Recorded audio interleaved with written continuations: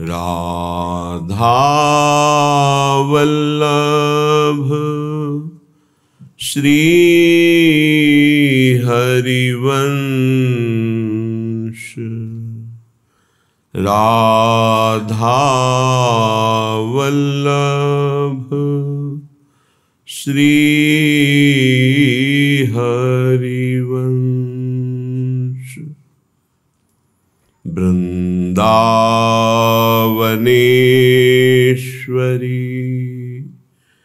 तवैव पदारविन्दम्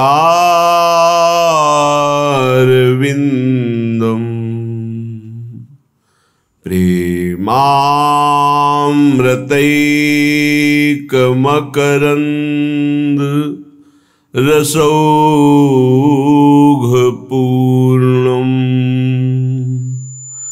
हृद्यर्पितं मधुपते स्मरतापमुग्रम्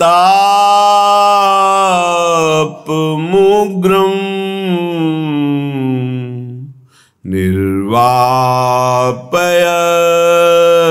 परम शीतलमाश्रयामि।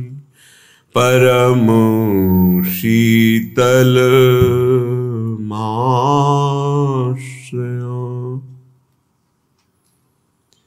प्यारी तो पैकितोको संग्रह छबिन को अंग अंग प्रति नाना भाई दिखावती। अंग अंग प्रति नाना भाई दिखावती। हाथ किन्नरी मध्य सचुपाई सुलभ राग रागिनी सो तू मिली गावती। राग रागिनी सो तू मिली गावती। कहा कहूँ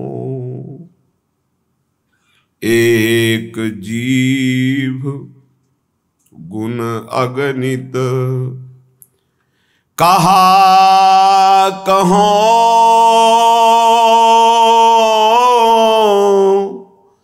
एक जीव गुण अगणित। हारी पर्यो कछु कहत नयावती। हारी पर्यो कछु कहत नयावती।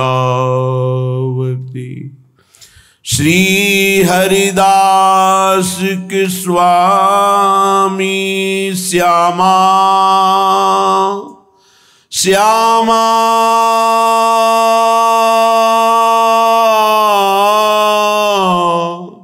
कुंज बिहारी। श्री हरिदास के स्वामी श्यामा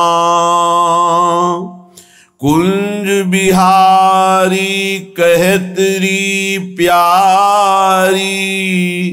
तू जे जे भाई ल्यावती।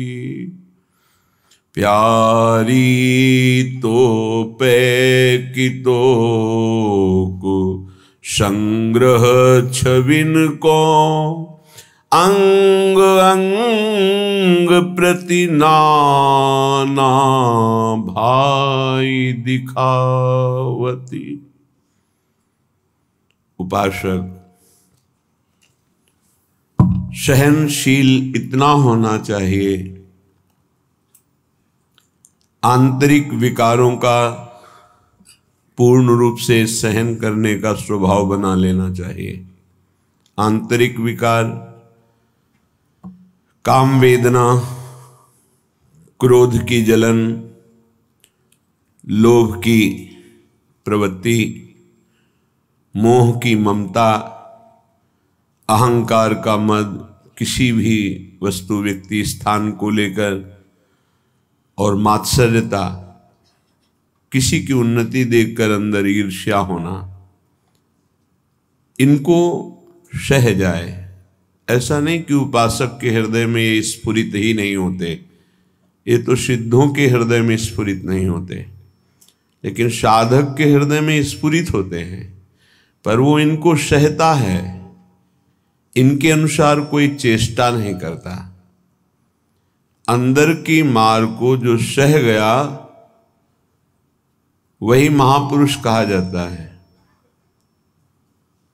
जो मद को, मोह को, मदन को, तीन को परास्त करता है उसे महापुरुष कहते हैं। कोई अहंकार नहीं,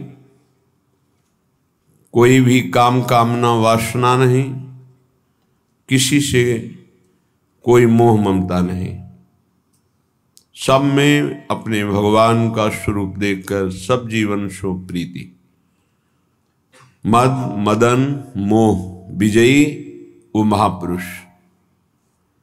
तो विजयी होने के लिए इनको सहा जाता है, बस इसी से आप जीत जाएंगे और ये हार जाएंगे।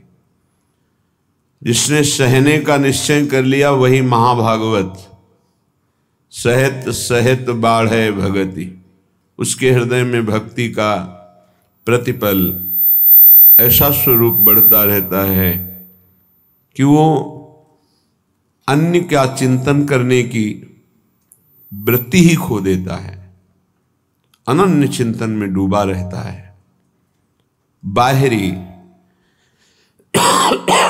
कोई गाली दे, मारे, तिरस्कार करके निकाल दे, सह जाओ, सह जाओ, तुम पवित्र हो जाओगे, तुम महान बन जाओगे। ये संसारी पुरुष इसे नहीं समझ पाएंगे क्योंकि अहम है। कैसे सह जाऊं? वो हमको ऐसा बोलेगा, हम सह जाएंगे, फिर वो और बोलेगा, नहीं वो बोलने लायक नहीं रहेगा, आप सह जाओ। ये आपका सहनशीलता का स्वभाव ही उसको परास्त कर देगा। सबसे बड़ा बल क्षमा, और वही क्षमा उसका परिवर्तन कर देगी। नहीं परिवर्तन करने लायक है, दंड देने लायक है, तो उसका पतन भी हो जाएगा, बहुत बुरी तरह से नष्ट हो जाएगा वो। उमा क्षमा साप होते भारी, दोनों तरह की मार सह जाए वही महात्मा, चाहे गृहस्थ हो या विरक्त हो। तितिक्षा पहला लक्षण है भगवत प्राप्ति के उपासक का, सहन करना। इसे अंदर बैठा लिए, ना तो किसी से कहना है, ना किसी से सहयोग लेना है, चाहे बाहरी आक्रमण हो चाहे आंतरिक। चुपचाप अपने आराध्य देव का विधान देखना है, बस आप जीत जाओगे माया पर। आप मन को अपने अधीन कर लेंगे, जो बहुत कठिन बात है। श्रीपाद प्रबोधानंद जी महाराज करुणा करके कह रहे हैं, अय उपासक, चांडाल स्वखरादिवद यदि जनाः कुर्वन्ति सर्वे तिरस्कारम दुर्विषहंच तेन नहि मे खेदस्तनीयानपि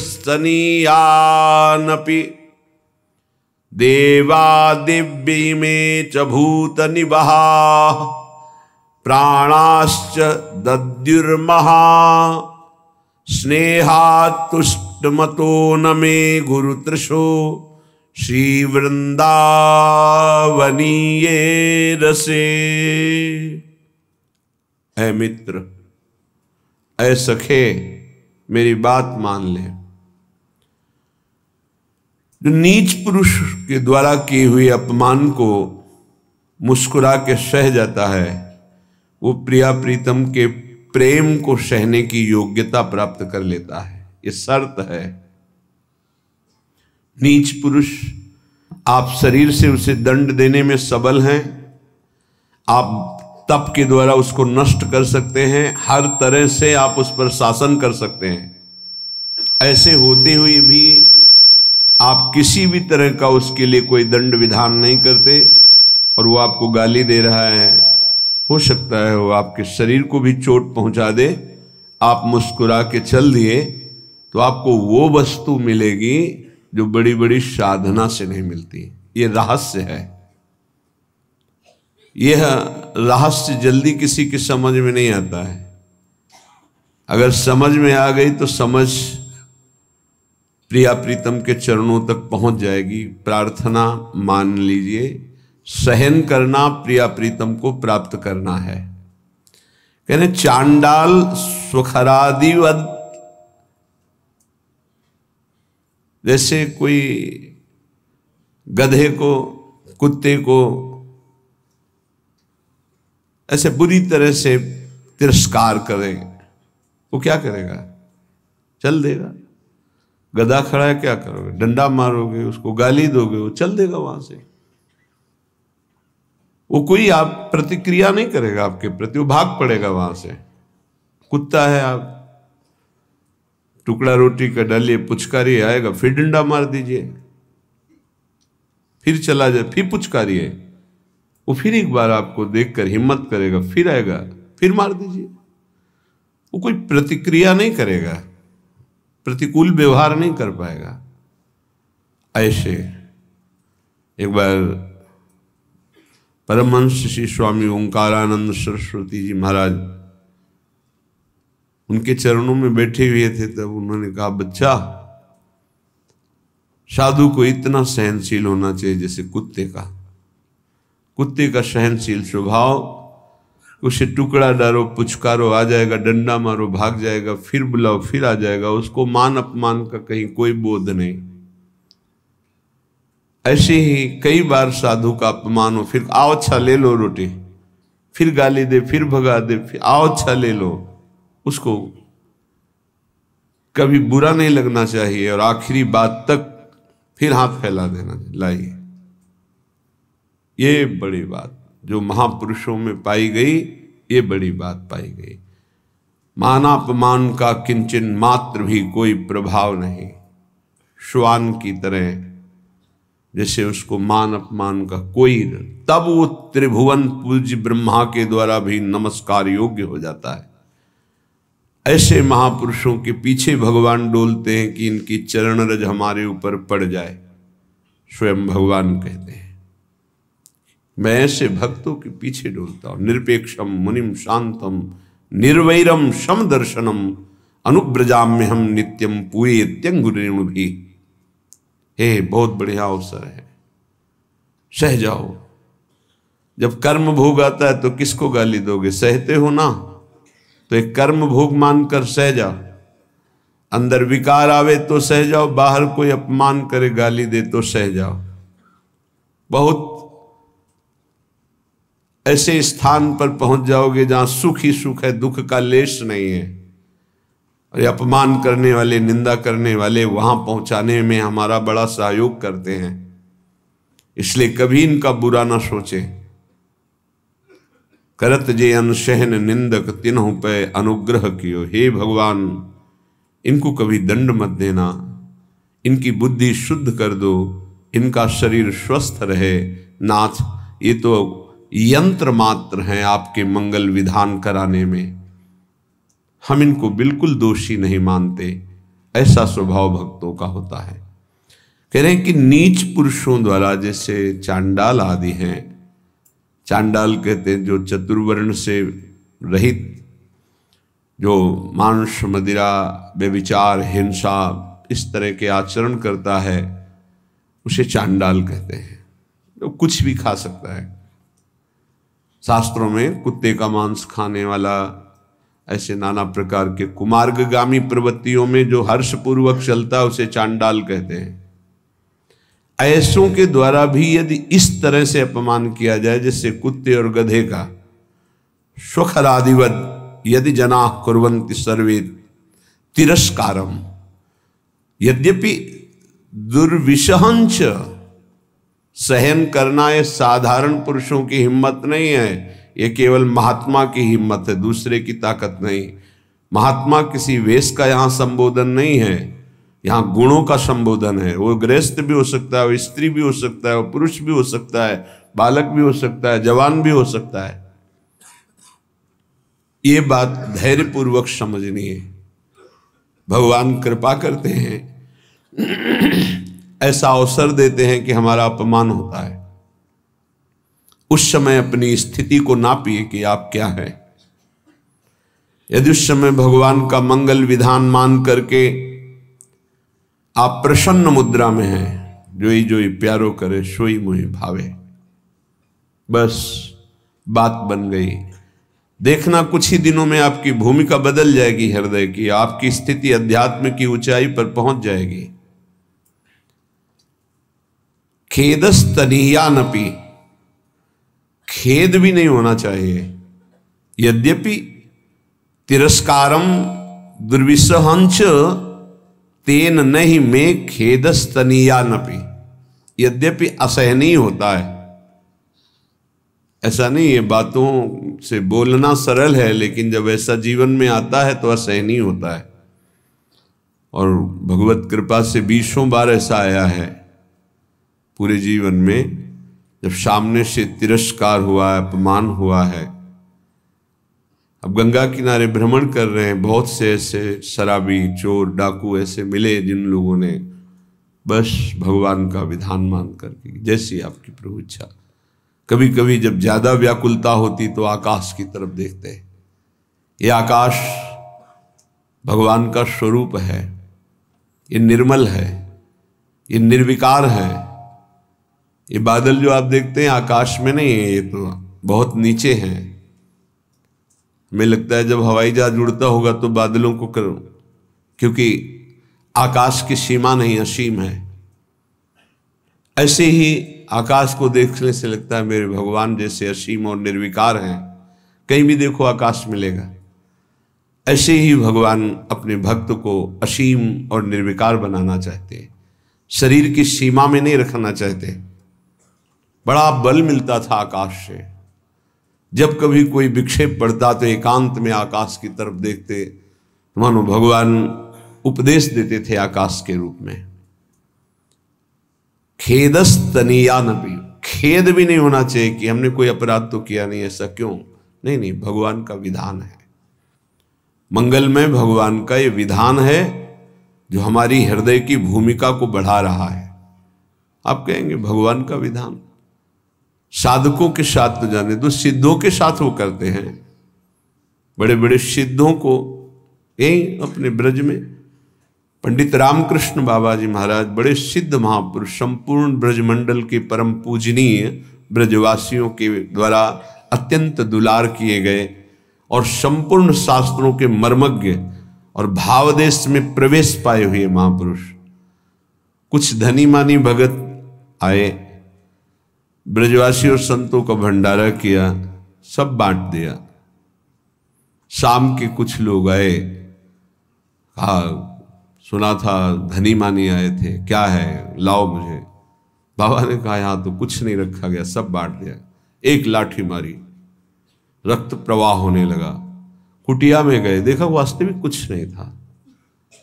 तो उनका अच्छा चोट लग गई, कहा कोई बात नहीं, कोई बात नहीं। अचले से बांध लिया सर। इतने सिद्ध महापुरुष, ऐसा प्रहार, रक्त स्राव होने लगा। बड़े बड़े संतों के जीवन में ऐसा देखा गया कि ऐसी घटनाएं घटती हैं, लेकिन वो गंभीर शांत भगवान का विधान मानते हैं। तो साधक को ऐसी परिस्थिति में भगवान में चित्तवृत्ति लगा लेनी चाहिए कि कोई मंगल विधान है जो हमारे पापों का शमन कर रहा है, जो हमें पवित्र कर रहा है, जो हमारी अध्यात्म की भूमिका को उठाने के लिए भगवान ने ये लीला रची है, सह जाना चाहिए।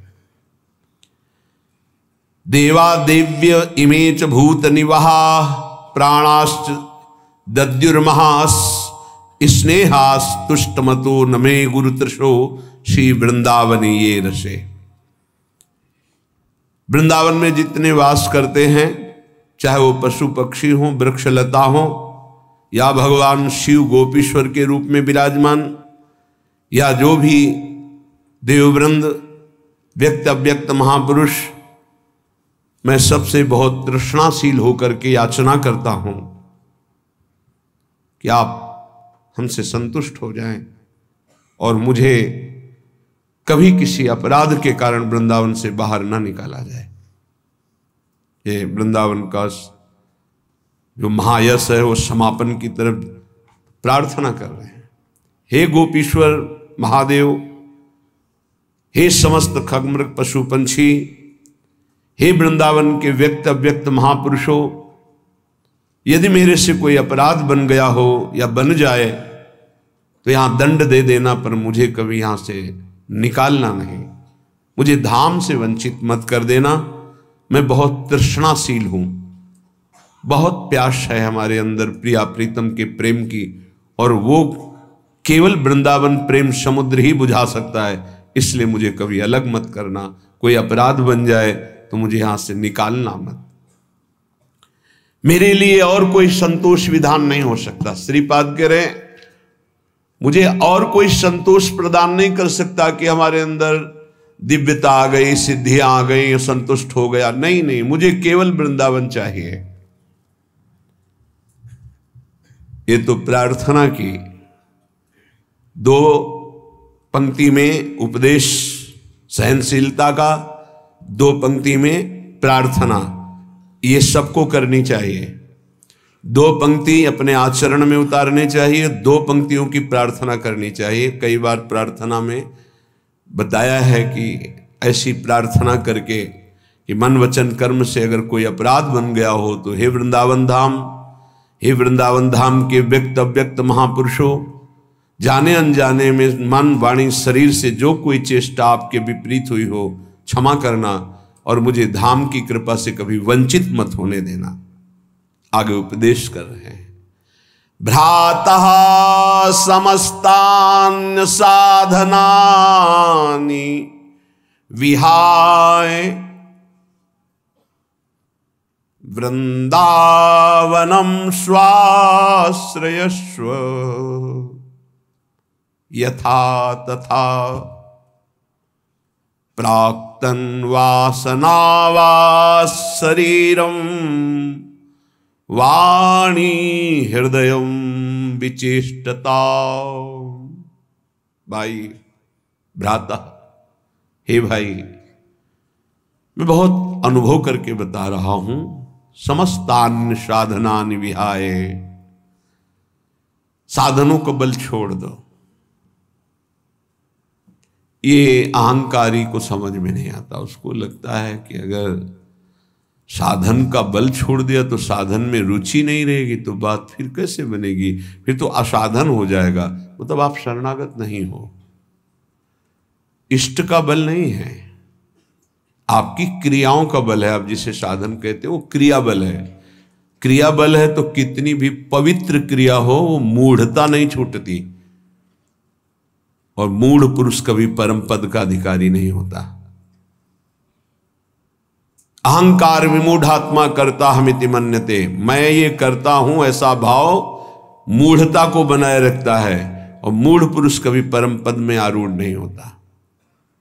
तो क्या करे, साधन छोड़ दे? नहीं, साधन छोड़ने की बात नहीं कह रहे, साधन का आश्रय छोड़ने की बात कह।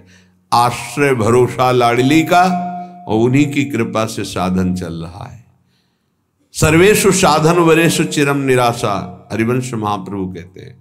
सोई यहां श्रीपाद प्रभु जो वृंदावन रस को समझा, उसको ये अनुभव हुआ कि भरोसा केवल लाडली का। आज हमारी बुद्धि साधन में लगी, कल असाधन कर बैठे तो सब साधन चौपट हो जाए। ऐसे ऐसे असाधन हो जाते हैं। भरोसा गोरे चरणारविंद का, मेरे बल श्री वृंदावन रानी। जाहि निरंतर मोहन सेवत बन विनोद सुखदानी मेरे बल श्री वृंदावन रानी। जिनकी चरण कृपाते पाई कुंज केली रस सानी।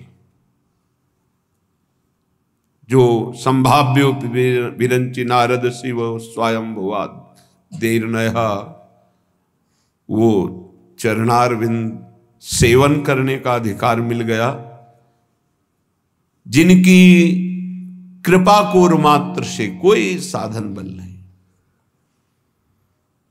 जिनकी चरण कृपा ते पाई कुंज केली रस सानी। अब तो मन वचन कर्म से मैं बिक गई अपनी स्वामिनी के हाथ। जैसे रूप लाल हित हाथ बिकानी, निधि पाई मनमानी मेरे बल श्री वृंदावन रानी। भ्रातः समस्तान्य साधनानि विहाय वृंदावनम स्वाश्रयस्व। क्यों ऐसा क्यों? क्योंकि किसी दिन गलबैया दी हुई युगल सरकार आएंगे और आपको निहाल कर देंगे। पड़े रहो दरवाजे पर। कदावा खेलंतो ब्रजनगर वीथीषु हृदयम हरंतो श्री राधा। ब्रजपति कुमारो शुक्लतिना।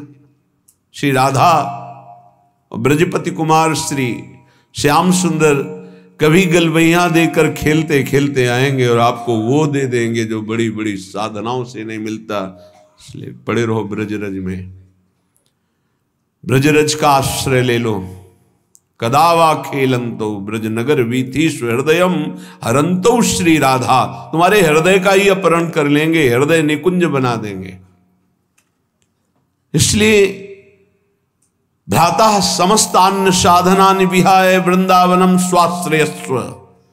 दृढ़ता पूर्वक वृंदावन का आश्रय ले लो। यहां वास की बात नहीं, आश्रय की कहे। कोई भी आश्रय ले सकता है, दूर रहकर भी आश्रय ले सकता है। यथा तथा प्राक्तन वासना वात शरीरम वाणी हृदयम विचेष्टता।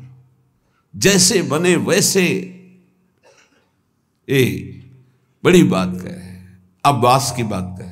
पहला आश्रय का पहली पंक्ति, दूसरी पंक्ति वास की। जैसे भी तुम्हारी स्थिति, तुम वासना से वशीभूत हो, शरीर वाणी हृदय अच्छी स्थिति में बुरी स्थिति में, इच्छा है अनिच्छा है, जैसे भी हो तुम चिंता मत करो।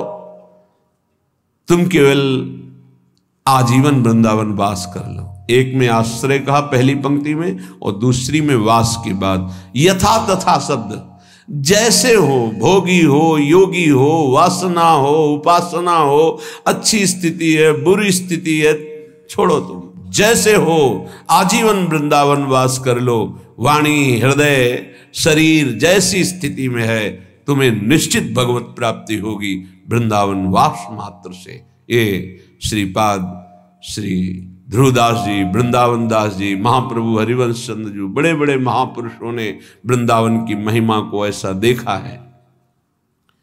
तादृक् कामो भवतु भगवन् येन कस्यांचिदेणी दृश्यासक्तोऽप्यः न बहिर्यामि वृन्दाटवीतः। तादृग्दम्भोच्युदयतु तथा अहंकृतिश्चापि मे स्यात् येनाप्यस्मिन् रसमय वने रोचये नित्यवासम्। हे मृगनयनी श्री किशोरी जी, मुझे अपने जनों का संग करा के कोई काम दिलवा दो।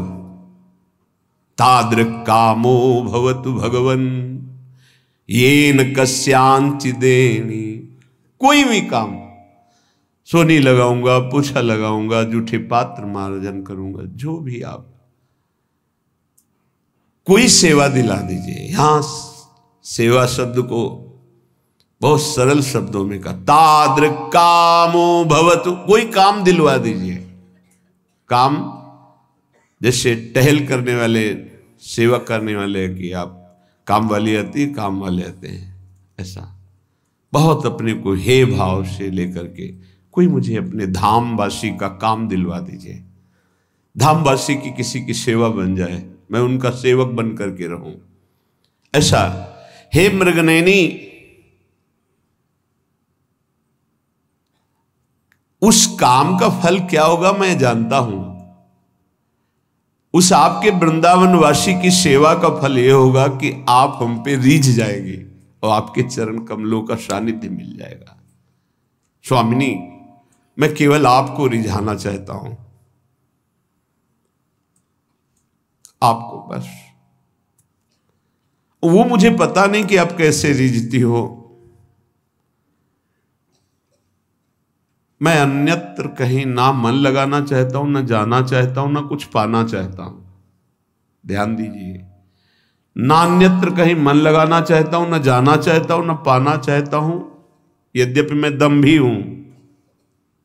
दम्भी इसलिए हो सकता है कि मैं जो कह रहा हूं पूरा सत्य ना हो, जो कहा जाता है वो सत्य होना चाहिए, नहीं तो दंभ होता है। तो हो सकता है प्रियाजू, मैं जो कह रहा हूं कि मैं मन से, वचन से, कर्म से केवल आपको पाना चाहता हूं, तो हो सकता है कोई और भी इच्छाएं हो, तो मैं दंभी भी हो सकता हूं, अहंकारी भी हो सकता हूं।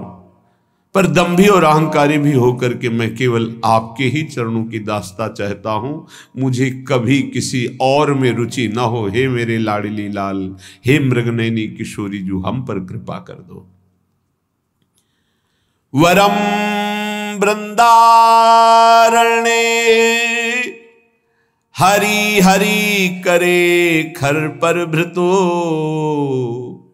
भ्रमामो भैक्षार्थ स्वपच गृह बीथी सुदिन सहा, तथापि प्राचीनैः परम सुकृतैरत्र मिलितम् नने व्यामोऽन्यत्र क्वचिदपि कथंचिद् वपुरिदम्। वरम वृंदारण्ये हरि हरि, हे हरि, हे हरि, बड़े आर्त भाव से पुकार रहे, हे हरि, हे हरि, कृपा कर दो। क्या मैं वृंदावन वास करूं और हाथ में रज का पात्र लेकर के भिक्षा मांगूं और वृंदावन के स्वपच तक की भिक्षा जूठन मांग करके उदर पूर्ति करूं, राधा राधा राधा ऐसा गाता रहूं। वृंदावन में जाति पक्ष को नहीं देखा जाता, जो ऐसा देखते हैं उनके सुकृत नष्ट हो जाते हैं।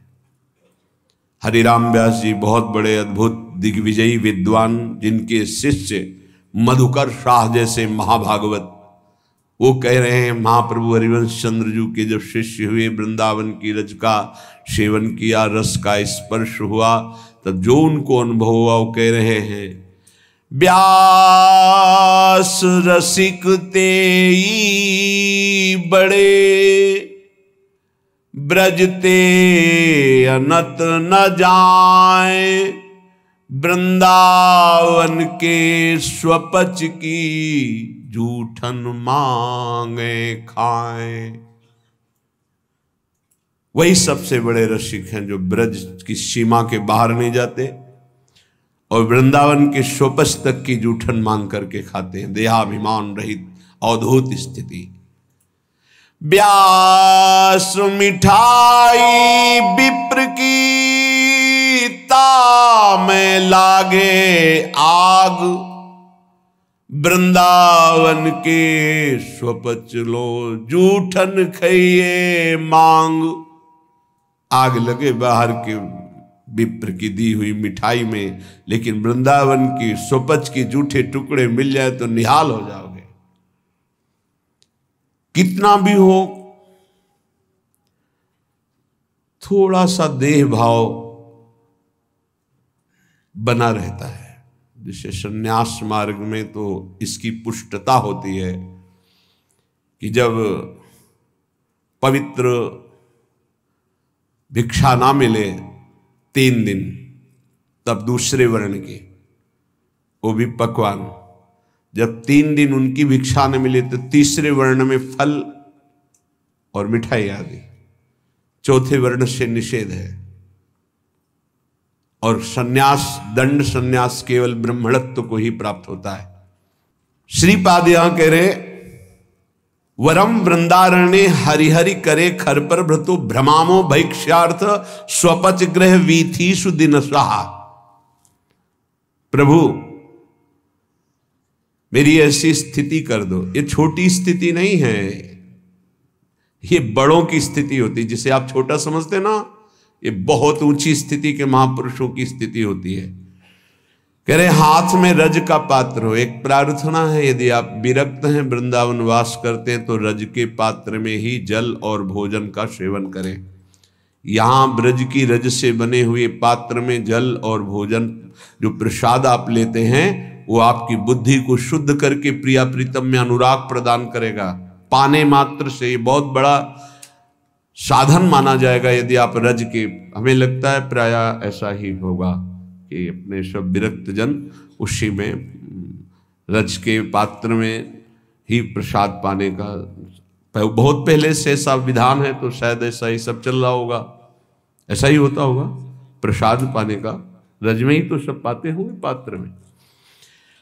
खरपरा जो रज का बना हुआ है, प्रतिदिन लेकर, अच्छा भिक्षा भी आती है, माधुकरी आती है, मांगने जाते हैं। हाँ, तो उसमें तो नहीं पूछा जाता कि कौन से किन घरों में, सब। हाँ, भ्रमामो भैक्ष्यार्थ, एक भी टुकड़ा अगर ब्रजवासी का अपने भोजन प्रसाद में श्री जी के प्रसाद के साथ है, वो अमृत समझना। ये पूज्य सदगुरुदेव भगवान की वाणी की प्रारंभ की बात, कि यदि ब्रजवासियों के टूक उदर में नहीं गए तो नीलपीत झगा का साक्षात्कार करने की सामर्थ्य किसी साधन में नहीं आती, वो उन्हीं के टुकड़ों से आती। इसीलिए बड़े बड़े संत आजीवन ब्रजवासियों के चरणों में झुकते रहते हैं।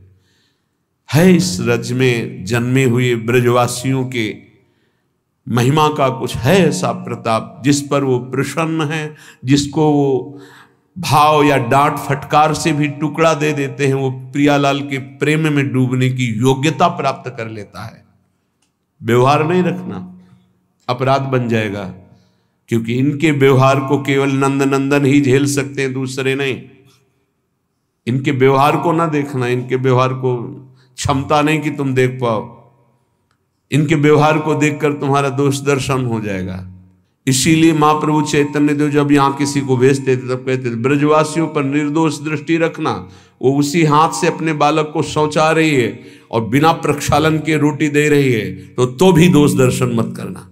बहुत बड़ी उपलब्धि है ब्रज टूक की, ब्रज के अन्न की, जो ब्रजवासी। आज भी हमारे गुरुदेव भगवान का जो श्री जी का भोग लगता है, तो तेहरा में भिक्षा के द्वारा, पहले भी सुबह 8 बजे जाते थे, 2-3 घंटे में पूरे गांव से जो 2-4-5 किलो आटा मिलता है, ऐसे ऐसे ब्रजवासी देते हैं। ऐसे कि बच्चा लेके आया, कढ़ाई में जो ऐसे ऐसे किया जाता है, करछुली कहते हैं, करछी, वो आधा तो चलने में गिर गया, छोटा बालक आधा के झोली में पड़ा, मतलब एक रोटी का धुरन, पूरे गांव से मांगने पर 5-6 किलो।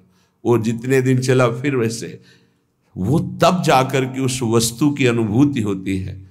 ये रबड़ी रसगुल्ला ये सब दूसरा अनुभव कराएंगे, लेकिन ब्रजवासियों का टूक जो जाएगा, वो प्रिया प्रीतम के लिए रोना सिखा देगा। वो क्यों रो रहे हैं उसका कुछ पता ही नहीं है, कोई चाह, कोई मांग, कुछ, कोई दर्द, कोई परेशानी, कुछ नहीं। जानते हो, आगे लिख रहे हैं, वो महान सुकृति होता है, वो महान होता है।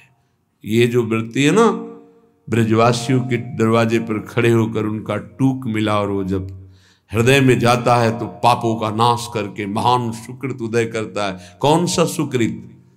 वो कदावा खेलंतो ब्रजनगर वीथी सुहृदयम हरंतो श्री राधा ब्रजपति कुमारो सुकृति नहा। श्री हरिवंश प्रसिद्ध धर्म समुझे न अलप तप, समझो श्री हरिवंश कृपा सेवो धर्मिन जप। रसिकों का जप करो, रसिकों का सेवन करो, रसिकों को समझो, उनकी आज्ञा का पालन करो, तब समझ पाओगे हरिवंश धर्म। श्री हरिवंश प्रसिद्ध धर्म समझना अलप तप, छोटी तपस्या वाला नहीं समझ सकता। आगे जो बहुत बड़ी बात करे कि यदि मुझे प्रारब्धानुसार कोई बहुत बड़ा ब्रह्मा का पद या ऐसा वैभव मिले और कहा जाए कि धाम छोड़ दो, ये वैभव स्वीकार करो, तो ऐसा मैं स्वीकार नहीं कर सकता। ब्रज के पात्र में स्वपच के घर से जूठन मांगकर खाकर वृंदावन वास करूंगा और राधा राधा उच्चारण करूंगा। ये रहनी, ये सहनी प्रियालाल की प्राप्ति करा देती है। प्रियालाल की प्रेम की प्राप्ति सबसे दुर्लभ बात है। ज्ञान विज्ञान अन्य साधनों का अनुष्ठान करके मोक्ष पदवी तक प्राप्त करना कठिन है, पर वो भी सुलभ हो सकता है। पर प्रेम प्राप्त करना सबसे कठिन बात है। वो ऐसे प्राप्त होता है, वृंदावन प्रेम समुद्र, प्रेम धाम है। पूज्यपाद उड़िया बाबा जी से कहा कि प्रेम किसे प्राप्त होता है और प्रेमी क्या मांग करता है, प्रेमी की मांग क्या होती है और प्रेम किसे प्राप्त हो। जिसे प्रेम मिलता है वही प्रेमी होता है। प्रेम किसे प्राप्त होता है और प्रेमी की मांग क्या होती है। यहां कह रहे हैं, जो केवल निरंतर भजन चिंतन में आसक्त रहता है उसे भगवत प्रेम प्राप्त हो जाता है। और जिसे भगवत प्रेम प्राप्त होता है वो ना इहलोक ना परलोक ना अणिमादि सिद्धियां ना मान सम्मान कुछ नहीं प्राप्त करता। केवल एक चाह रहती है कि मेरा निरंतर चिंतन बना रहे, बस। अनन्य चिंतन, अनन्य चेता सततम, पकड़ो इस बात को। अंदर से तुम्हारा चिंतन क्या चल रहा है। बाहर से आपकी सब सेवाएं हैं, पवित्र हैं, मंगल है, ठीक है। बात अंदर की, बाहर से शरीर पवित्र होने की बड़ी सुंदर सेवाएं हैं। अंदर चिंतन अगर राधा वल्लभ श्री हरिवंश, राधा वल्लभ श्री हरिवंश नहीं चल रहा है तो अभी अधूरा है कार्यक्रम। एक टांग केवल कैसे चला जाता है जानते हो, देखते हो कितने कष्ट पर चलते हैं। दो टांगों से कितनी आराम से चला जाता है, दो पंखों से पक्षी आकाश की यात्रा करता है। ऐसे ही शरीर से सेवा और मन से सुमिरन, इन दोनों से अध्यात्म की ऊंचाई पर पहुंचा जाता है। यदि शरीर से सेवा नहीं तो मन के सुमिरन में आप जो लगे हुए हैं उसमें संपूर्णतः आप नहीं लग पाएंगे। सेवा की अत्यंत आवश्यकता बड़े बड़े सिद्धों ने की। अगर शरीर सेवा में लगा, मन सुमिरन नहीं, तो सेवा में आप टिक नहीं पाएंगे, आपकी वासनाएं गिरा देंगी आपको। दोनों अत्यंत आवश्यक है, शरीर से सेवा और मन से सुमिरन। चाहे गृहस्थ हो चाहे विरक्त हो, अपनी अपनी पद्धति, निवृत्ति मार्ग परक सेवा, प्रवृत्ति मार्ग परक सेवा। जो शरीर से सेवा और मन से सुमिरन करते हुए एक ही मांग करता है कि मेरे सेवा और सुमिरन में कभी बाधा न पड़े, ना इहलोक ना परलोक ना अणिमादि सिद्धियां ना मान सम्मान, मुझे कुछ नहीं चाहिए, वही भगवत प्रेम को प्राप्त करता है। भगवत प्रेमी में भगवत चिंतन के सिवा, भगवत प्रेम के सिवा कोई मांग नहीं रहती। प्रेम का क्या लक्षण है, कैसे जाना जाए कि मेरे अंदर प्रेम आ गया है? तो बोले सर्वथा ध्वंस रहिता सत्यपि ध्वंस कारणे यद भाव बंधनम यूनो तत्प्रेम परिकीर्तिता। भारी विपत्ति, भारी अपमान, भारी दुख एक साथ टूट पड़े, फिर भी हमारा चित्त केवल प्रियालाल में, अन्य कोई भरोसा, अन्य आश्रय, कोई हाहाकार नहीं। जोई जोई प्यारो करे सोई मोहि भावे, यही प्रेम का लक्षण है। सर्वथा ध्वंस रहिता सत्यपि ध्वंस कारणम। यद्यपि सत्य है, भारी विपत्ति, दुख और नाना प्रकार का उसके ऊपर प्रहार किया जा रहा है, पर वो उस समय भी सर्वथा ध्वंस रहता, एक भी वृत्ति प्रभु से नहीं हट रही, प्रभु में भगवदाकार। इसी का नाम प्रेम है। बहुत शूरवीरता चाहिए इस मार्ग में, कायरों का ये मार्ग नहीं। जरा सा विपत्ति आई भाग पड़े, जरा सी विपत्ति आई, अश्रद्धा हो गई भगवान पे। ये भगत नहीं, ये धद्दे हैं, स्वार्थी है, वाणिज्य है, ये प्रेम नहीं है। कि हमें जरा सा विपत्ति अपमान हुआ, भगवान से अश्रद्धा हो गई, क्यों अपमान दिलाया? नहीं, अपने प्रीतम माना देह को, देह संबंधियों को, भोगों को, और भगवान को माना साधन। आप हमारा काम बना दीजिए। आप जरा सा विक्षेप पड़ा अपनी मनोकामना में, कोई भगवान नहीं, नास्तिकता आ गई। ये भक्ति है, ये प्रेम है, ये मोहब्बत है अपने प्रीतम प्रभु से। लौकिक मोहब्बत में प्राणों की बलि दे देते हैं। दो शरीरधारी परस्पर प्यार करते हैं, वास्तविक आसक्ति हो जाए तो उनके बिछुड़ना संभव नहीं। वो शरीर त्यागना संभव हो सकता है, लेकिन बिछुड़ना नहीं। आप सच्चिदानंद से प्यार करते हैं, आप सच्चिदानंद अनंत ब्रह्मांडों की प्रीतम से प्यार करते हैं, और आप थोड़ा अपमान नहीं सह सकते। ये प्रेम है? नहीं नहीं, ये प्रेम नहीं। देशभक्तों ने वंदे मातरम कहकर फांसी का फंदा चूमा, और जैसे ब्याह का जयमाला डाला जाता है ऐसे पहन के झूम गए, वंदे मातरम, जय हिंद बोलकर फांसी के फंदे में लटक गए। तेरे को लटकाना क्या, मैं खुद लटक रहा हूं। अपनी मातृभूमि के लिए प्राणों का बलिदान हंसते हंसते दे दिया। जब देखा शत्रु बंदी बना देंगे तो चंद्रशेखर आजाद जी ने अपने को शूट कर दिया। आखिरी गोली अपने लिए रखी, इन दुष्टों के हाथ नहीं, जब तक जीवित रहूंगा इनका नाश करूंगा। देशभक्ति, ये काम क्रोध लोभ मोह मद मत्सर, अनुकूलता प्रतिकूलता, निंदा स्तुति मान अपमान, ये हमको गिरा दे और हम भगवान के दास हैं, समझ में नहीं आया। सर्वथा ध्वंस रहिता सत्यपि ध्वंस कारणे,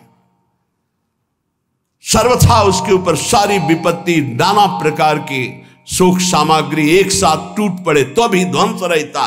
राधा राधा राधा राधा, शरीर नष्ट कर सकते हो, मुझे नहीं। नैनम छिन्नन्ति शस्त्राणि नैनम दाति पावका न चैनम क्लेदयन्त्यापो न शोष्यति मारुता। तुम वरुणास्त्र, वायवास्त्र, अग्नेयास्त्र, इनसे भी नहीं छेद सकते हमें। शरीर का तो नाश होना ही है, इसको तो पहले ही छोड़ दिया है, कोई फर्क नहीं पड़ता। ये प्रवचन नहीं, जीवन। प्रेम किसे कहते हैं, प्रेम का लक्षण क्या है? यही पहचान है कि तुम्हें हरि भजन से प्रेम, भारी विपत्ति प्रतिकूलता आने पर भी तुम्हारा प्रेम नहीं छूटना चाहिए, तुम्हारा स्मरण नहीं छूटना चाहिए। ये माधुर्य में श्रृंगार की प्रधानता रहती है, तो इस विषय में आप कुछ प्रकाश डालिए।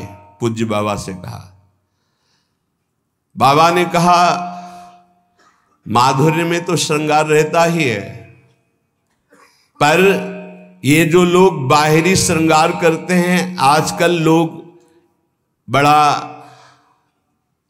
अपना अमंगल कर रहे हैं, अलौकिक भाव को लौकिक में लेकर के। बाबा कह रहे हैं ये माधुर्य का उपहास उड़ाते हैं। क्या उपहास उड़ाते हैं? मुझ दाढ़ी बना के, ऐसे चिकना लगा करके, लाली लगा के, ऐसे चुनरी ओढ़ करके कि हम सखी हैं। मलमूत्र का भांड सखी है, मलमूत्र का भांड गोपी है ये। अरे आत्मस्वरूप से भावना होती गोपी और सहचरी भाव की, ये लिपस्टिक और पाउडर से नहीं होती है। फालतू में अपने मन को विषयाकार बनाने के लिए इन रजोगुणी वस्तुओं का सेवन करके भ्रष्ट होने का निमंत्रण दिया जाता है। बहुत अच्छे से समझो, हर वाणी में प्रायः इसका निषेध किया गया है। सेवा धर्म का पूर्ण वर्णन करने वाली हमारे सेवा, आगे का शब्द भूल रहे हैं, सेवा विचारम, सेवा विचारम नामक ग्रंथ में इसका बहुत निषेध किया गया है। इसका उपहास न किया जाए। ये बाहरी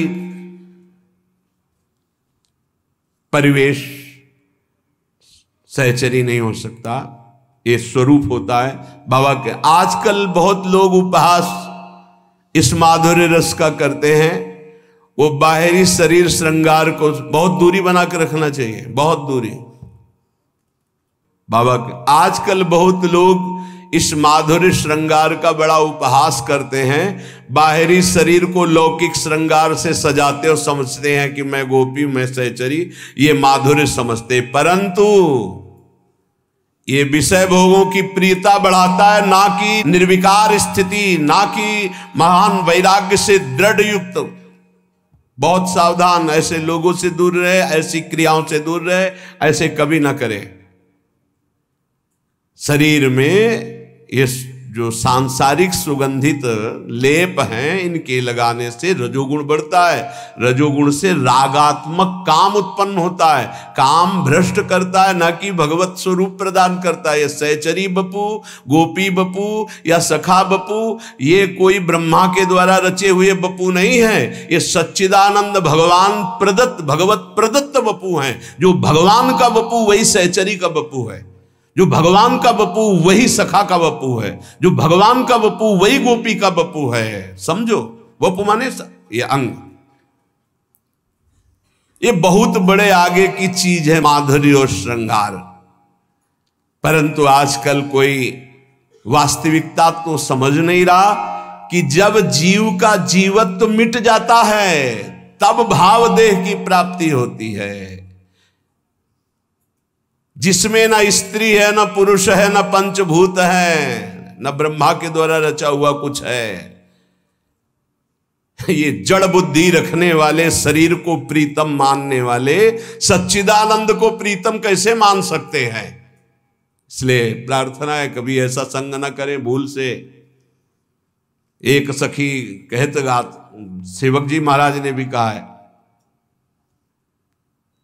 जो नाना प्रकार की वासनाओं में ऐसे खेल खेलते, बहुत दूरी, बहुत दूरी। प्रीतम बुद्धि शरीर में बिल्कुल नहीं, दूर भाव। ये उन वैरागियों का है जो तीनों शरीर से वैरागी, स्थूल सूक्ष्म कारण। आप नागरीदास जी का अष्टक पढ़ के देखना, लिखा है ये परमहंसों का रस है, एकांतिक जिनका परमहंस स्वरूप, हंस ही नहीं परमहंस स्वरूप, वो इस रस का। एक लंगोटी लगी नागरीदास जी के, 7-7 8-8 दिन लीला चिंतन में डूबे, वो सहचरी बपू। शरीर में एक लंगोटी है, पूरे में रज लगी हुई, वो सहचरी बपू नहीं, ऐसा नहीं। हाँ, चुनरी आदि प्रसादी जो हमारी महारानी जी की मिलती तो सर पे धारण करते हैं, उसको सिरहाने रखते हैं, उसको सिंहासन में विराजमान करते हैं। कोई ऐसा बाहरी परिवेश बना करके ऐसा निषेध है, हमारे आचार्यों ने निषेध किया है। तो ये जो भक्त हैं भाव में हैं, क्या इनको तत्वबोध नहीं है? क्या तत्व का ज्ञान? तो कह रहे हैं इनको तत्व ज्ञान से आगे की दृष्टि प्राप्त। बाबा बहुत उच्च कोटि के महापुरुष हैं, इतना मतलब प्रवेश तो साक्षात ब्रह्म में ही होता है, क्योंकि हमारी वाणी जी प्रमाणित करती है, ब्रह्म तेज को ज्योति जहां योगेश्वर धरे ध्यान, ताही को आवरण तहां नहीं पावे को जान। जो ब्रह्म तेज में विलीन होकर मोक्ष पदवी को प्राप्त कर लेते हैं, यही आवरण है। प्रियाजू के श्री चरणों तक पहुंचने में यही बाधा पहुंचा देता है। बाबा कह रहे हैं इन प्रेमियों की तो तत्व ज्ञान से आगे की पहुंच है, बिल्कुल। इसीलिए कभी बाबा के एक शब्द में पूरा जीवन हो गया, संशय नहीं हुआ। इनकी तत्व ज्ञान के आगे प्रेम दृष्टि पहुंचाती है प्रियालाल तक, धन्य है। ये इसी प्रेम दृष्टि को कहते हैं हरिवंश नयन, निरखि नयन हरिवंश, धन्य है। निकस कुंज ठाड़े भये भुजा परस्परंश, श्री राधा वल्लभ मुख कमल निरख नयन हरिवंश। जो प्रेम दृष्टि से इस ब्रह्म तेज को पार कर गया है, उसे जो तत्व ज्ञान से आनंद प्राप्त होता है, ज्ञानानंद, उसको पीछे छोड़ करके वो प्रेमानंद के उत्कर्ष के लिए अद्वैत होते हुए द्वैत स्वीकार करता है। वह प्रेमानंद के उत्कर्ष के लिए अद्वैत स्थिति से द्वैत को स्वीकार करता है। ये द्वैत बोध के बाद का द्वैत है। बहुत ऊंची बात है, ये जनसाधारण नहीं समझ पाएगा। यहां विवेकियों की तरह, ज्ञानियों की तरह जड़ चैतन्य आत्मा अनात्मा का यहां भेद नहीं रह गया है। इसके आगे की बात है, वहां सब कुछ चिन्मय चिदानंदमय, उसका प्रेमास्पद चिदानंदमय, वो चिदानंदमय, वहां की सेवा सामग्री चिदानंदमय। तो बाबा, ये सच्चे प्रेमियों की दृष्टि कैसी होती है?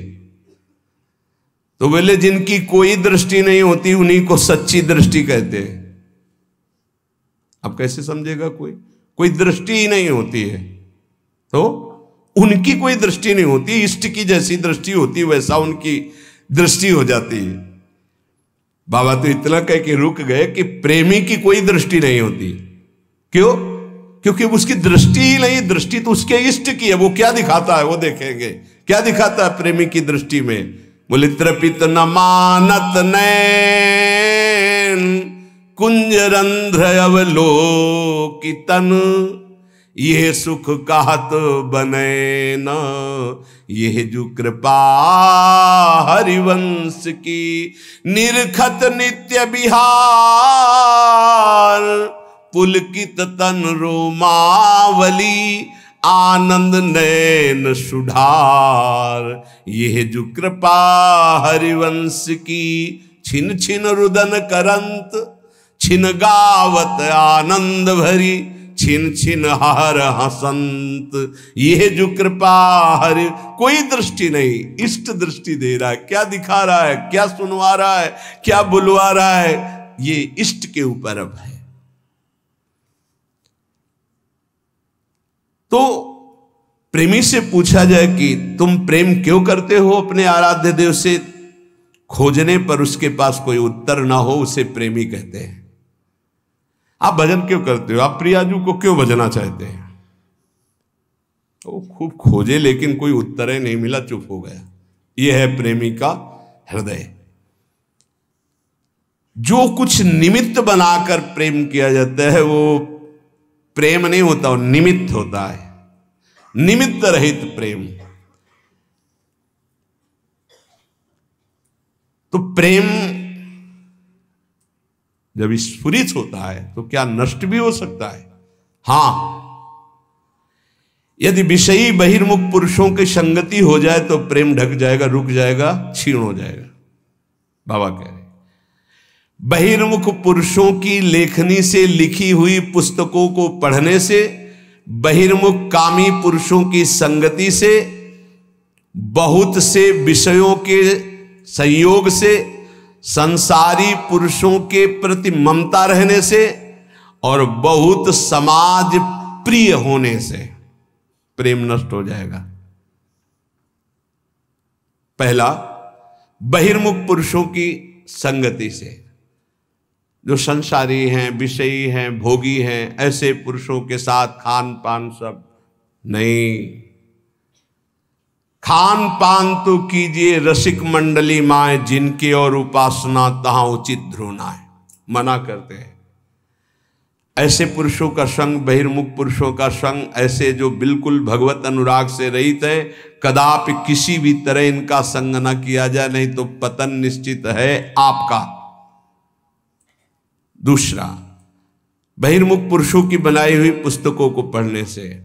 एक महत जन आए थे, बोले ये कुछ अनुभव हैं, पढ़ लीजिएगा ग्रंथ में। तो उनसे प्रार्थना की कि आपके आदर के लिए ले सकते हैं और रख सकते हैं, लेकिन स्वाध्याय नहीं कर सकते। स्पष्ट वर्ण। क्यों? अब हमें जरूरत नहीं स्वाध्याय की, हमारे गुरुदेव ने जो दे दिया है उसी से हमारे को समय नहीं है, तो हम और कुछ जानना नहीं चाहिए। जैसे कि हमको बिहारी जो जाना, हमें पता है हमारा रास्ता ये है। अब हम छठी करा से आगरा का रास्ता, दिल्ली का रास्ता, इधर का रास्ता, उधर का रास्ता, इनके किलोमीटर गिन के समय बर्बाद करने का हमारे पास समय नहीं है। बोले आप किसी को दे देना, हम कहा आपकी बहुत इच्छा है, रख दीजिए। स्पष्ट कि आप पढ़िएगा, हमारी अनुभूतियां, हमें आपकी अनुभूतियां नहीं, हमें अपने गुरुदेव की अनुभूतियों के अनुसार चलना है, अपने गुरुदेव प्रदत्त मंत्र और आराधना में तन्मय होना है। हमारे पास समय नहीं है आपकी लेखनी पढ़ने का। स्पष्ट ये हम इसलिए आपको कह रहे हैं कि आपको ये जीवन में उतारना है, कुछ भी मिला पढ़ने नहीं। बहिर्मुख पुरुषों के द्वारा बनाई हुई पुस्तकों को पढ़ने से प्रेम क्षीण हो जाता है। स्थिति प्रज्ञ महापुरुषों के वचन पढ़ने हैं, वो भी इष्ट मिले और मन मिले, मिले भजन रस रीति, तहा निसंको है मिलिए तासों कीजे प्रीति। तीसरा, बहुत साधन शास्त्रों का अभ्यास करने वालों से व्यवहार नहीं रखना चाहिए। बहुत अंतराय पड़ता है, बहुत अंतराय। अपने इष्ट के विरुद्ध बात होगी तो आपको असहनीय हो जाएगी, हृदय की स्थिति में क्षोभ पहुंचेगा, और अगर उनके अनुकूल चल दिए तो आराधना छूट जाएगी। इसलिए बहुत मिले वो संग नहीं, संग वही जो इष्टाकार वृत्ति करवा दे। कामी पुरुषों का संग, रागी पुरुषों का संग, ममता युक्त पुरुषों का संग का त्याग कर दे, नहीं तो प्रेम में बाधा खड़ी हो जाएगी। और बहुत समाज प्रिय बनने की चेष्टा, यहां वहां दौड़ भागे सब, इससे प्रेम क्षीण हो जाएगा, जो पूज्य बाबा कह रहे हैं। ये ध्यान रख ले जीवन में कि जिस मार्ग में हम चले उसमें बहुत बड़ी बाधा है। बहिर्मुख पुरुषों की संगति, बहिर्मुख पुरुषों के द्वारा रची हुई बनाई हुई पुस्तकों के पढ़ने से, बहुत से साधनाभ्यासी शास्त्राभ्यासी इनका संग करने से, और कामी पुरुषों के संग से, और समाज प्रिय बनने की लालसा से साधन मार्ग छूट जाएगा, भजन मार्ग छूट जाएगा, प्रेम में कमी आ जाएगी। बाबा, नाम की बड़ी महिमा होती तो क्या नाम से प्रेम ज्ञान सब कुछ ठीक हो जाएगा? ऐसा अनुभव हो जाएगा और कुछ करने की जरूरत नहीं है। हाँ हाँ हाँ, नाम से सब कुछ हो जाएगा। भगवान से भी बढ़कर भगवान के नाम की महिमा है, परंतु नाम जपने में आसक्ति होना कोई खिलवाड़ थोड़ी है। नाम जपने में आसक्ति होना ये बड़ी कठिन बात है, सबसे कठिन बात है।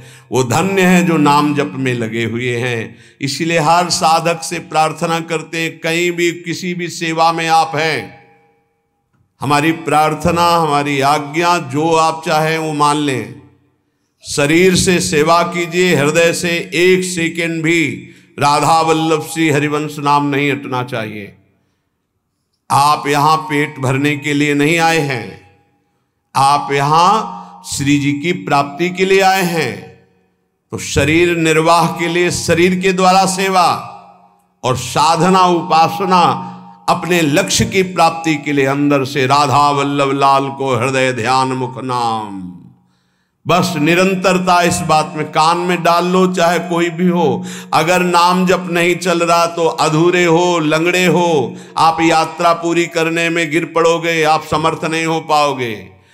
अगर नाम जप चल रहा है और सेवा चल रही तो जय जय, दोनों टांगे मजबूत हैं, आप दौड़ के परमार्थ की मंजिल को पूरा कर लोगे। हां, नाम में आसक्ति होना बहुत कठिन है। ये आसक्ति कैसे होती बाबा? जबरदस्ती नाम जपने से। पकड़ लो, राधा राधा राधा राधा, मन कह रहा है नहीं नहीं नहीं, राधा राधा राधा राधा, राधा वल्लभ श्री हरिवंश, राधा वल्लभ श्री हरिवंश। प्रारंभ में जो गुरुदेव ने मंत्र दिया था नैष्ठिक ब्रह्मचर्य में, आगे का गायत्री मंत्र के अलावा ज्यादा देर मंत्र में मन नहीं लगता है। ये सबका है अनुभव, देख लो। ज्यादा देर मंत्र में मंत्राकार वृत्ति तो बहुत अभ्यास की सिद्धि पर होती। तो गुरुदेव भगवान पधार गए थे 2 वर्ष बाद ही, जो ही हमको दीक्षा मिली, 2 वर्ष बाद वयोवृद्ध बड़े भजनानंदी महापुरुष अंतर ध्यान। तो हमने कभी माना ही नहीं कि हमारे गुरुदेव पधार गए। समाधि जहां बनाई गई थी, आज भी वहीं बनी हुई है, तो पीछे बिल्व का विशाल वृक्ष था, बस समाधि के पीछे बैठ जाते। अब मन को हमें नाम में मंत्र में लगाना है, तो शाम्ब सदाशिव, शाम्ब सदाशिव, शाम्ब सदाशिव, शाम्ब सदाशिव, 6 घंटे 8 घंटे ऐसे ही पूरा दिमाग गरम, पूरा साय मच जाता, शाम्ब सदाशिव, शाम्ब सदाशिव। हमको माला की गणना से मतलब नहीं रहा आज तक आपको, वो केवल गायत्री मंत्र में रहा जो गुरुदेव ने आज्ञा की थी कि इतने अनुष्ठान करना है। बकाया हमारा लक्ष्य गुरुदेव की कृपा से ही बना था, हर समय हमें प्रभु से जुड़े रहना है, कभी मंत्र में, कभी नाम में, कभी। अब जो शैव उपासना थी, 50 बार इस स्तोत्र का मानसिक होता था। नमामि समीसान निर्वाण रूपम विभुम व्यापकम ब्रह्म वेदस्व, नमामि समीसान निर्वाण रूपम विभुम व्यापकम ब्रह्मवेद स्वरूपम निजम निर्गुणम निर्विकार। बस शब्दों का चिंतन, एक एक शब्द का चिंतन। तब ऐसे लगता, वायु चलती तो लगता मेरे महादेव मेरा आलिंगन कर रहे, शिव शिव शिव शिव, हर हर हर हर। ऐसे हृदय की तरंगे भगवदाकार वृत्ति में परिणित होने के लिए जिद्दी स्वभाव, हट करके उसमें लगना। बाबा कह रहे हैं नाम में आसक्ति कैसे होती? हठ पूर्वक नाम जप करने से। माला में मन नहीं है तो धर दो, माला शुरू कर दो, राधा राधा राधा राधा राधा राधा राधा राधा राधा राधा। भन, जैसे वो भृंगी नाम का कीड़ा दूसरे कीड़े को भ्रंग ऐसे करके भृंगी बना देता है, हम अपने मन को कृष्णाकार करते हैं, भगवदाकार करते हैं। 1 घंटे 2 घंटे 4 घंटे लगे। जब हम कीर्तन में देखते उत्साह पूर्वक कीर्तन, एक अद्भुत आनंद की उत्पत्ति होती। खुद आप देखिएगा जब आपके गले की नसें फूलने लगे, हाँ वैसे लड़ाई हो तो मोहल्ला जानेगा, कीर्तन हो तो बारावा जाना मुश्किल हो जाए। ऐसा नहीं होना चाहिए। उच्च स्वर स्तंभद सर्वदैव, ऊंचे स्वर से भगवान नाम कीर्तन करे। आपसे सत्य कहते हैं।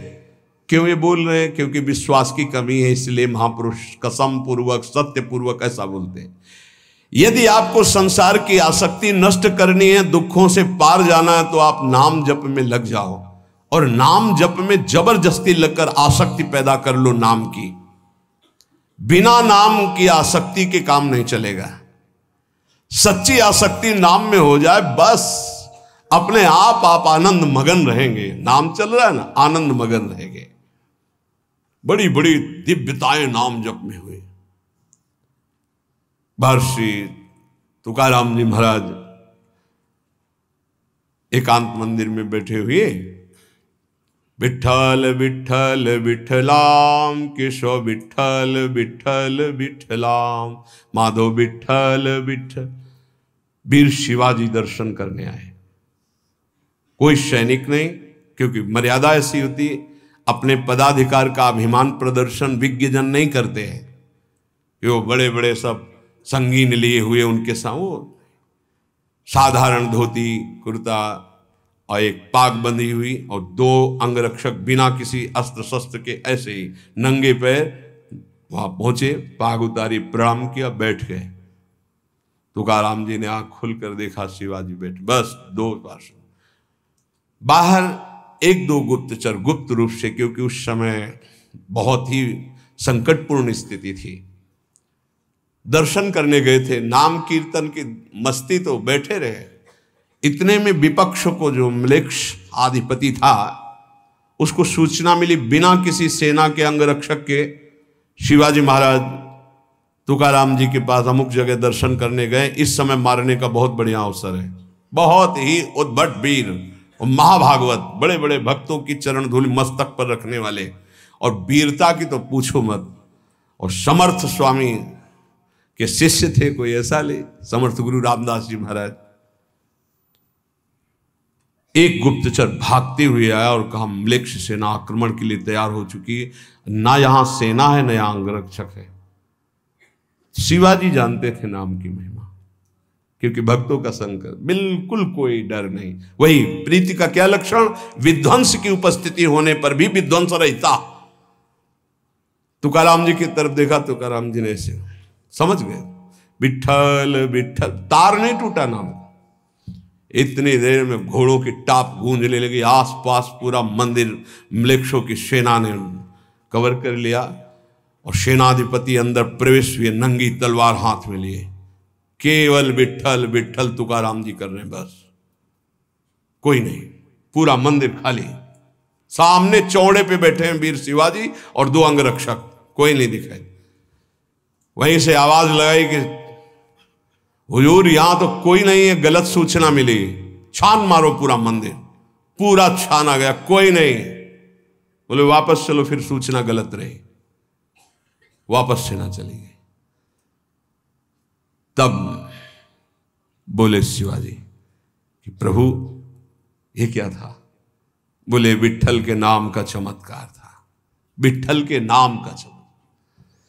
एक बार दोनों महापुरुष श्री नामदेव जी और श्री ज्ञानदेव जी महाराज ब्रजमंडल की यात्रा में, प्यास लगी तो विनोद में अपनी सिद्धि का प्रयोग किया। ज्ञानदेव जी महाराज बड़े सिद्ध महापुरुष, उन्होंने बहुत सूक्ष्म रूप धारण किया और कुएं में जाकर जल पीकर आ गए और नामदेव जी से कहा हम तो पी आए। नामदेव जी से कहा आप, तो कहा आपके चरणों के प्रताप से पानी यहीं आ जाएगा। विट्ठल विट्ठल विट्ठल विट्ठल, जैसे नाम उच्चारण करे कुआं का पानी ऊपर बढ़ रहा है, सामने से कुआं के पानी की धार ऐसे बहने लगी। विट्ठल विट्ठल, आपको तो सूक्ष्म से धारण करके जाना पड़ा, नाम के बल से कुएं का पानी, ये आश्चर्य की बातें नहीं है। नाम सर्वाश्चर्य में है, नाम बिल्कुल जिनको विश्वास होगा। ये जो आप देख रहे हैं ये डायलिसिस शरीर को नहीं देख रहे हैं, ये राधा नाम का प्रताप देख रहे हैं। आपसे सच्ची कहता हूं, ये हमारी तपस्या नहीं, हमारी साधना नहीं है, ये हमारा शरीर नहीं है, ये हमारा कोई महत्व नहीं है, ये मेरी लाडली के राधा नाम का प्रताप है। जब तक सुनवाना चाहती तो बैठे बैठे दहाड़ रहे, और जिस दिन सुनवाना ना चाहेंगी तो जैसे पुराना मकान ढह जाता है ऐसे ढह जाएगा। अर्जुन जी जब युद्ध समाप्त हुआ तो भगवान से कहा उतरिए प्रभु, क्योंकि पहले सारथी उतरता फिर रथी।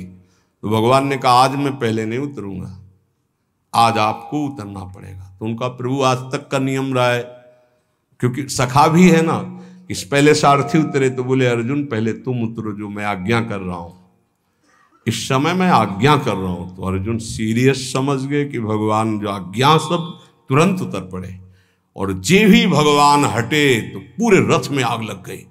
बोले प्रभु ये क्या, बड़े बड़े दिव्यास्त्र नहीं जला सके, वो आज युद्ध की समाप्ति। बोले हां, मेरे संकल्प के द्वारा हर दिव्यास्त्र अपना प्रभाव दिखाकर नष्ट हो जाए, लेकिन आपके रथ को मेरे संकल्प रूपी कवच ने बचा रखा था। आज युद्ध पूरा हुआ और आज मेरा संकल्प हटा तो भस्म तो कब हो चुका था।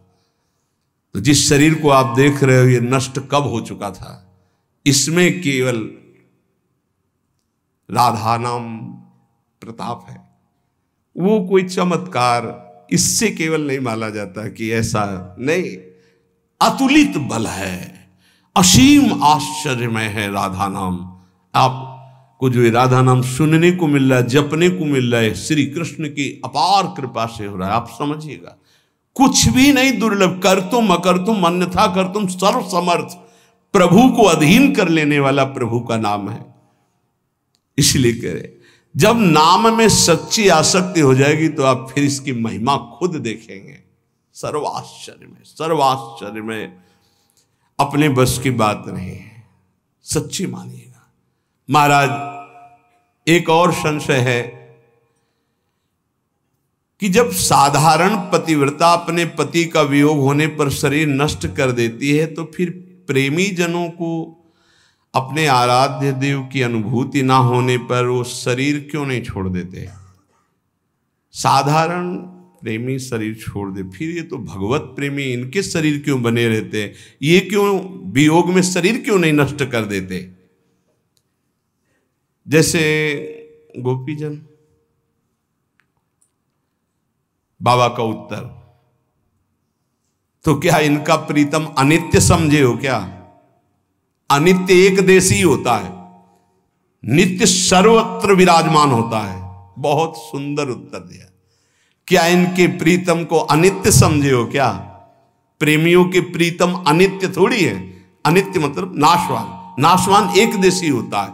सच्चिदानंद बपू हर कण में विराजमान रहता है, अपने में विराजमान, बाहर विराजमान, भीतर बाहर सब। बहिरंतश्च भूतानाम अचरम चरमेव च दूरस्थम चांतिके च तत्।